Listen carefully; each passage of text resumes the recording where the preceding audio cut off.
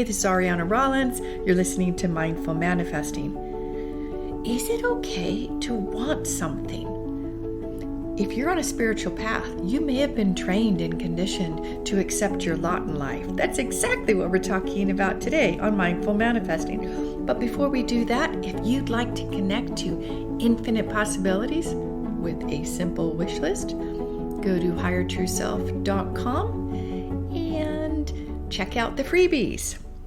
All right, so let's dive into this. I was thinking this morning about why people have either 2 out of the 3 big ones, but rarely do people have all 3. What are the 3 big ones? Money, love, and health. You probably know people who have a great relationship, a great marriage, but over the years, they've struggled with money. They seem to always just be able to make ends meet, but then not enough.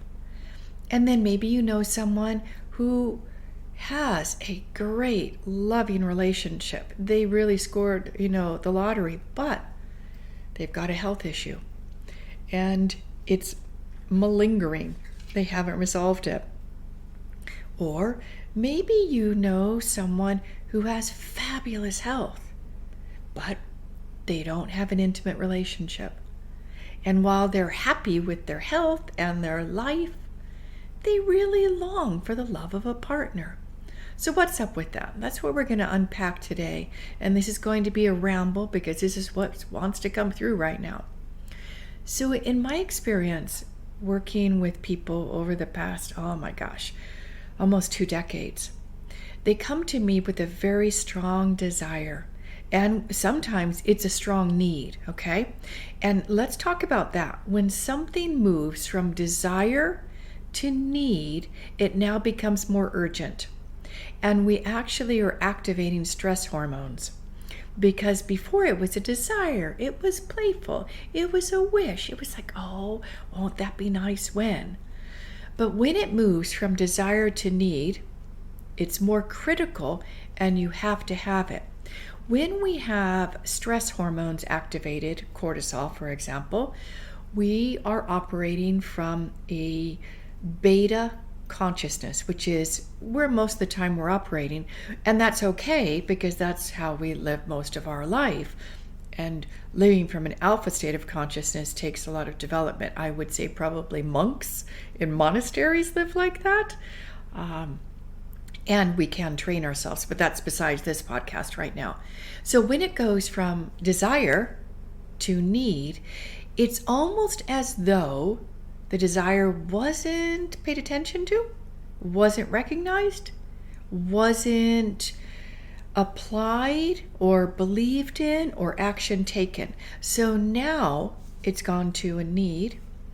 And as we've moved that into need, then attention goes off other areas of our life. You getting that? Attention goes off other areas of our life to solve that problem, to fulfill that need. And this is where I think the foundation of these top 3, wealth or money, love, and health, where we can undermine our, I don't like this phrase, but it's the easiest phrase I'm coming to right now, is having it all, having balance, okay? Is that we ignore the messages. We ignore the early warning signs that says, this is important, pay attention to it.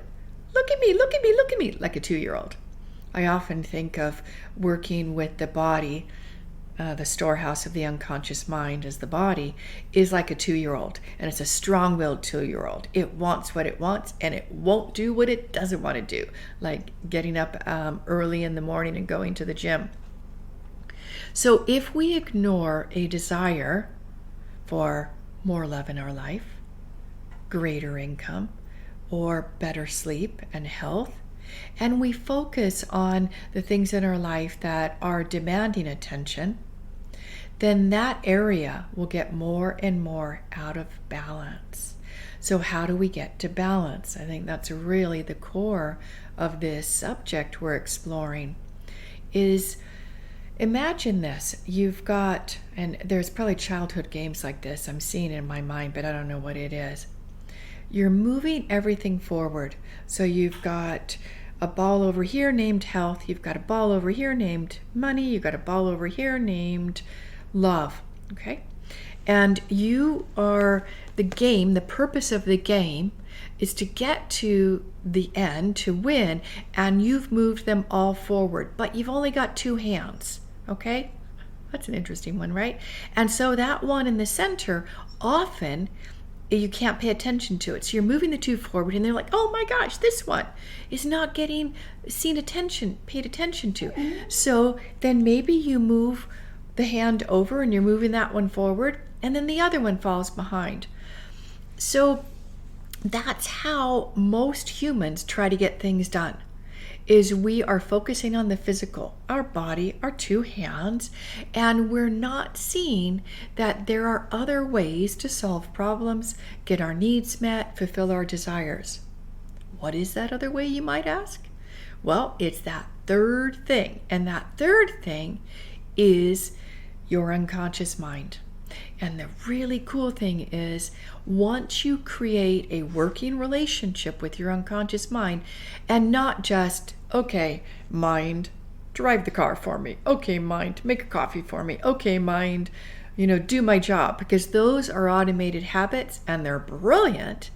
But here's the thing, is that we can also tap into the unconscious mind to create new things for us, to create that balance, to create that harmony, so that we are able to move all those three balls forward without stopping moving the other one forward. So how do you do that?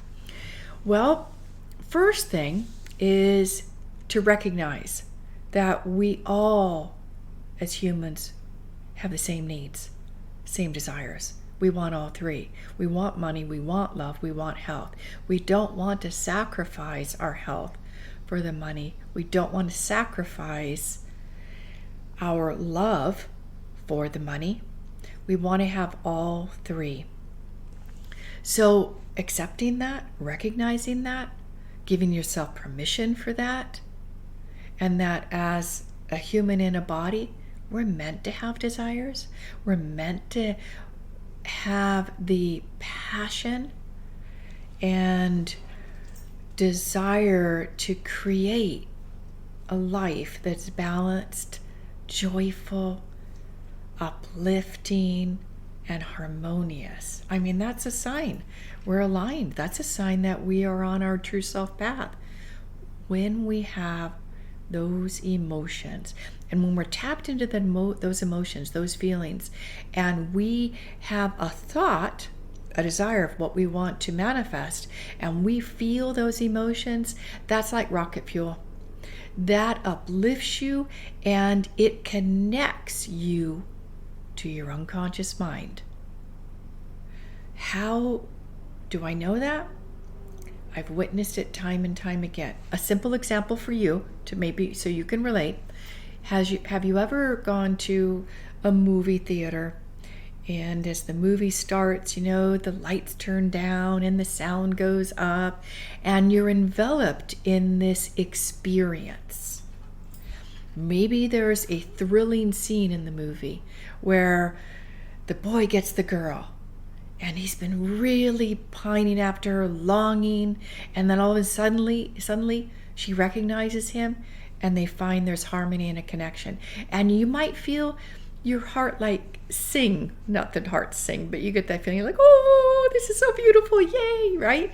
So you've got engaged in the movie. The movie's not even about you. It's about two actors, right? It's not even real. It was set in Hollywood.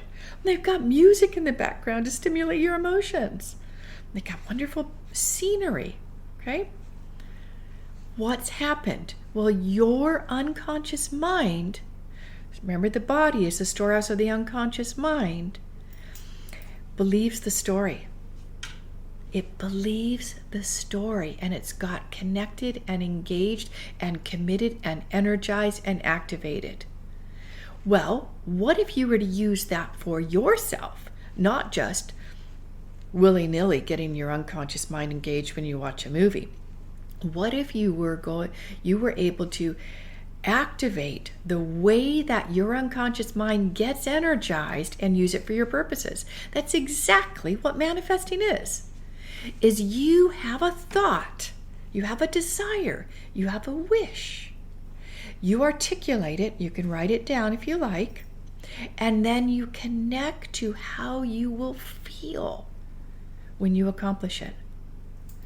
Maybe even start to see what will change in your life, what will be possible for you. Will your health change? Will your relationships change if you get that job or that money? Start to really tune into what's possible when you accomplish that, or you manifest it, or you create it. It's the energy of your emotions that will lift that balloon up, like the hot air balloons in the United States in Temecula, California, or New Mexico. You've seen them. These beautiful hot air balloons rising from the ground, and they're floating up into the sky. And think about that as your desire. And what's the fuel? Because you know they have to have fire, and it creates the heat, and then it fills the hot air balloon. Or maybe you didn't know that.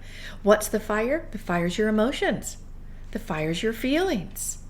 The fire, that's your energy to inspire, uplift, create your desire. So let's wrap up with a reminder. Remember, we're working on the top 3 needs for humanity are love and connection, let's say, money, and health. And let's imagine that we're moving all those 3 balls equally forward, but instead of just using our 2 hands, we are going to start to work with the unconscious mind and have it help us move to the end point. Where's the end point?